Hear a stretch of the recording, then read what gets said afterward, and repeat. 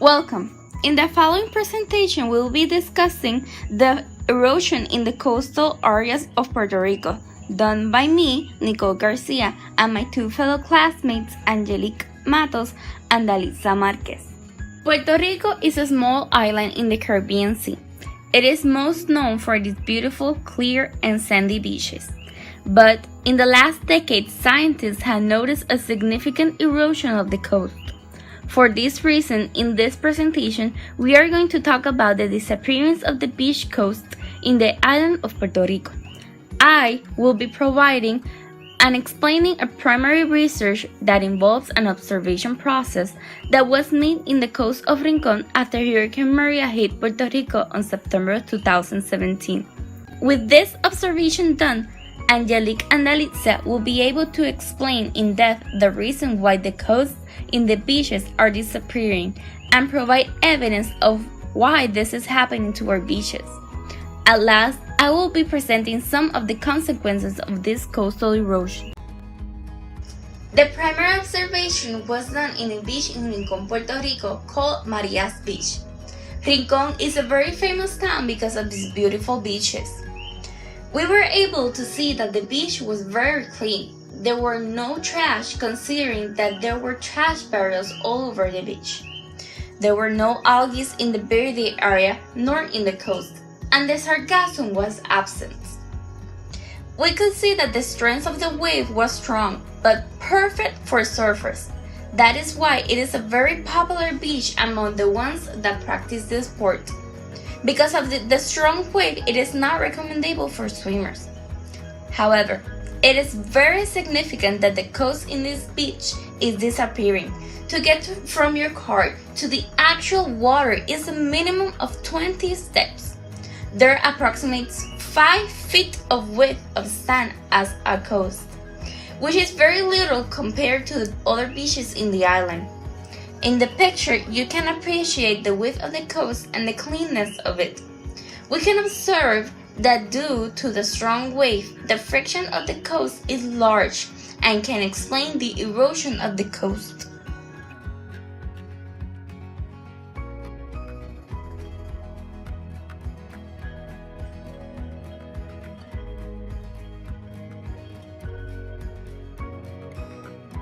Before anything, we need to know what are the beaches and what is erosion. The beaches are an accumulation of unconcealed materials in the coast, and it adheres to the action of the waves, current, wind, and tides. The erosion is aware of the surface of a body due to the friction of another body. Now, coastal erosion is the erosion in the coast of the beach. Normally, this erosion is caused by the friction of the waves and tides in the beaches. The coastal erosion can be caused by natural causes in which nature does all the damage, or anthropic causes where the man is guilty of it. Here we have the natural causes of erosion. I'm going to start by defining what natural causes of erosion is, which is it causes the soil surface to wear out and is naturally caused by water, wind, or gravity. As an example, we first have promontory causes, which is a sandy coastline that is interrupted by rocky coastline. What I mean by this is when there is a slide of mountains placed on the coast, the rocks then fall on the coast, and as time goes by, the entire coast ends up covered with the remains of the landslide. Then the waves of the sea hit the mountains directly and eventually causes the coastal erosion. In this photo, we have an example of a promontory cause, which is a landslide that occurred on a beach. We can see here the effect of the coastal erosion that is caused naturally due to the constant movement of the water that caused the edge of the mountain to wear out, and now the water is hitting the mountain directly, affecting the coast.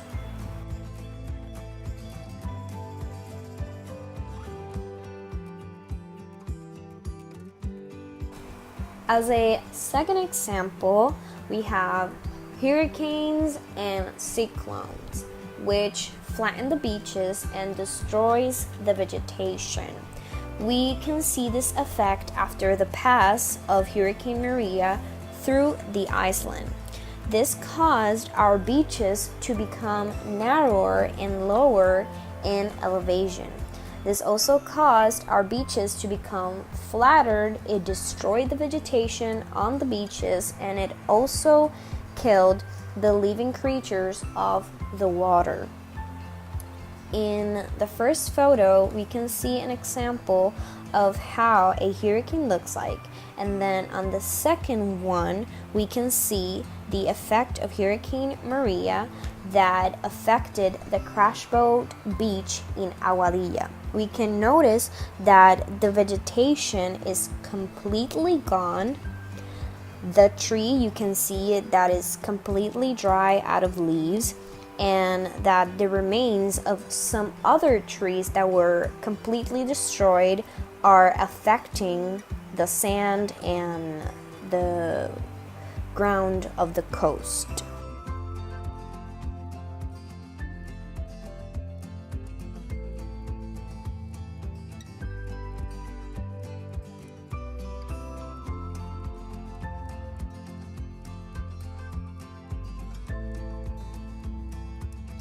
As a third example, we have floods, which occur because of large periods of rain.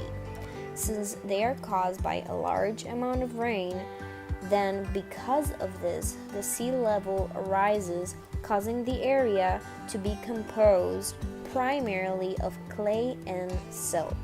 These cannot be retained in the coastal strips due to the energy of the waves that impede its deposit, causing the erosion on the coast. Here we have some images that prove as an example of the effect that some floods have. In the first and second photo, we can see the floods that affected some areas in Puerto Rico after the pass of Maria. The huge amount of water presented on these photos caused a lot of problems to our coasts, making them to erode. As the fourth example of natural causes of erosion, we have tectonic activities, which is Earth's outer shell glides over the mantle. When the shell glides over the mantle, its movement eventually, depending on the intensity of it, it can cause an earthquake. And with the earthquake, depending on how strong it is, it can cause the sea level to rise aggressively. This is what we then call a tsunami. Then the tsunami affects the coast in the process, and it also destroys everything that is on its way. In this photo, we can see a demonstration of an example of a tectonic activity that would be an earthquake, as mentioned before, and the effect of it would be a tsunami. And as we can see, it's affecting a lot the coast by the aggressive movement of the water towards it.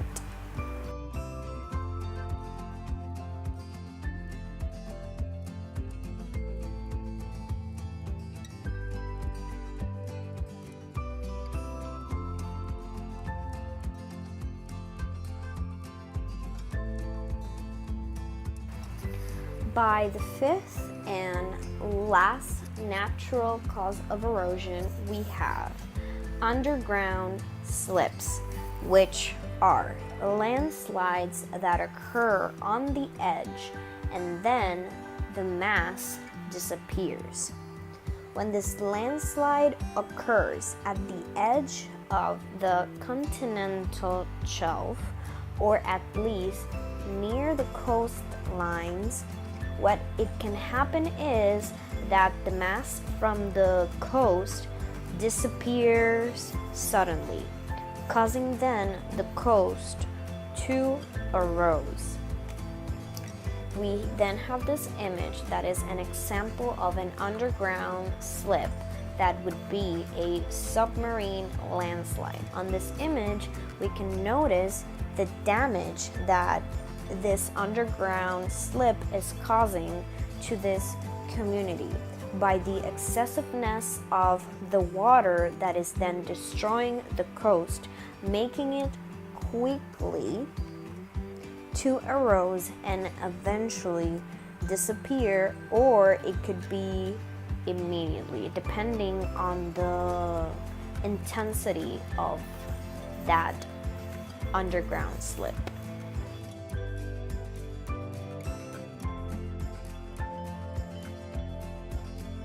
Anthropic causes of erosion. Anthropic means of or relating to human beings on the period of their existence on Earth. The anthropic erosion is the erosion caused by the activity of the human beings. In general, soil erosion is a natural process that is linked to the dynamics of evolution of the planet. Subsidence of the soil due to the extraction of liquids. When liquids are extracted from the subsoil by means of pumping wells, subsidence of the surface soils occur, while during the extraction of liquids, the aquifers will decrease their volume due to their compaction. This looks similar to the sandy coastlines, the difference here being that this is caused by actions taken by human beings. Sea elevation due to the global warming. According to NASA, global warming refers to the upward temperature trend across the entire Earth since the early 20th century, and most notably since the late 1970s, due to the increase in fossil fuel emissions since the Industrial Revolution. The ice and glaciers from the poles melt due to the rising heat that emerges from the sun. According to the National Ocean Service, a warming climate can cause seawater to expand and Iceland to melt, both of which can cause an rise on the sea level. Damming rivers. Due to the energy demand, the water and sediments loaded are transported and accumulated into dams.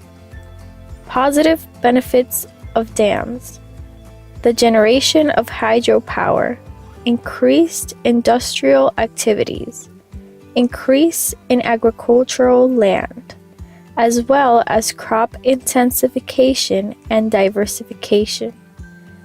But at the same time, it causes physical impacts such as changes in the level, velocity, and discharge of the flow in the rivers, both upstream and downstream of the dam, changes in soil salinity and waterlogging, erosion of the riverbanks, beds and deltas, sedimentation in the river. It also causes biological impacts, changes in flora and fauna, implications for fish production. However, it is claimed by some researchers that stable conditions have been achieved and erosion has almost stopped. Modification of coastline by construction of breakwaters at the mouths of the rivers. A breakwater is a structure used for protection near coasts or bodies of water to protect from weather or longshore drifts. This protects the navigation canal inside the rivers. They represent obstacles to the literal flow of sediments, which do not pass to the other side of the river, where erosion will occur. Ports located at the mouth of a river in a sea are subject to tides and coastal currents. In this case, the breakwater of protection against the incidental waves should not impede the river flow, so they are built in order to prolong the bed of this one. The entry of the port therefore consists of two parallel breakwaters, generally built perpendicularly to the coast, as shown in the illustration below. Consequently, by refraction around the work, the coast is attacked hard by the waves downstream it, and there is a greater erosion due to the fact that the sediments transported downstream by the coastal current are not compensated by a contribution upstream, this one being blocked by the breakwater.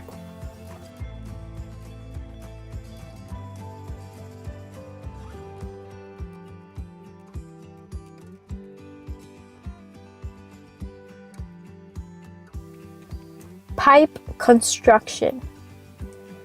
Just as the breakwater, this has the same effect, in the sense that they are also obstructing the flow of the water in these bodies.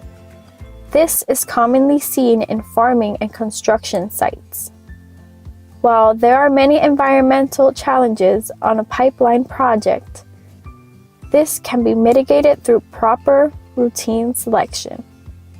Soil erosion is a large product of the installation method used for pipelines.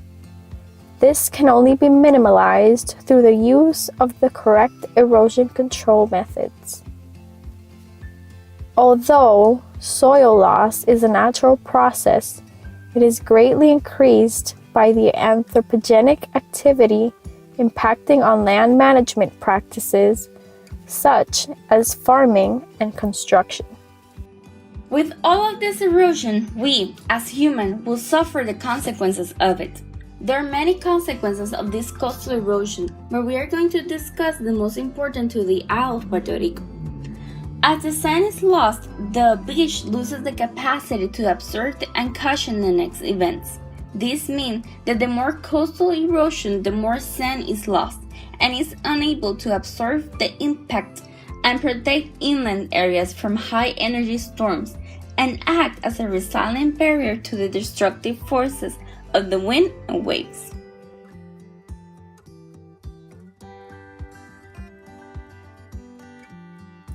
The erosion can impact the human life to the economic and social and political problems. As an island that sustains itself in agriculture, fisheries, navigation and shipping and recreation tourism, the coastal erosion can impact and affect these economic sectors, making more losses than win. And if there is no agriculture, fisheries, nor shipping, it can cause a lack of the primary necessities of the country, like food, clothes, medication, and so on, making the people desperate and causing social problems. And then the politicians will fight each other on who has the better solution to solve the issue. All of this will create a cycle of problems and no solutions. It can cause the destruction of mangrove. The process of erosion destroys the mangroves that serve as filter for sediments and nutrients, helping to maintain the water quality. There are protection areas for the coast against tides. They also functions as nursery for numerous and valuable marine species. No mangrove, no sea life.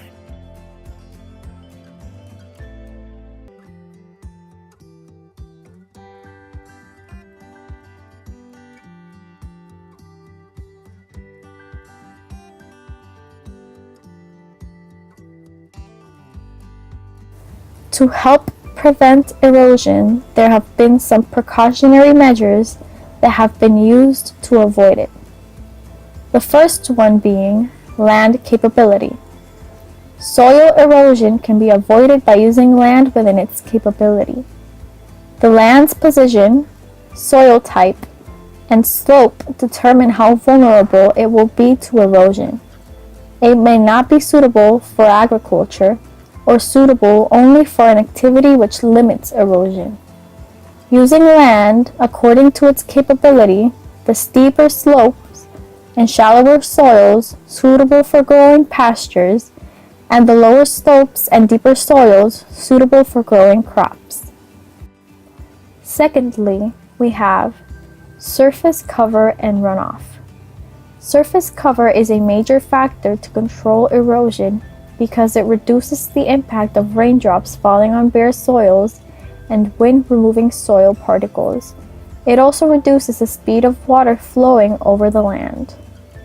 Erosion risk is significantly reduced when there is more than 30% soil cover. Total cover is achievable for many grazing and cropping systems. Runoff concentrates as it flows downslope.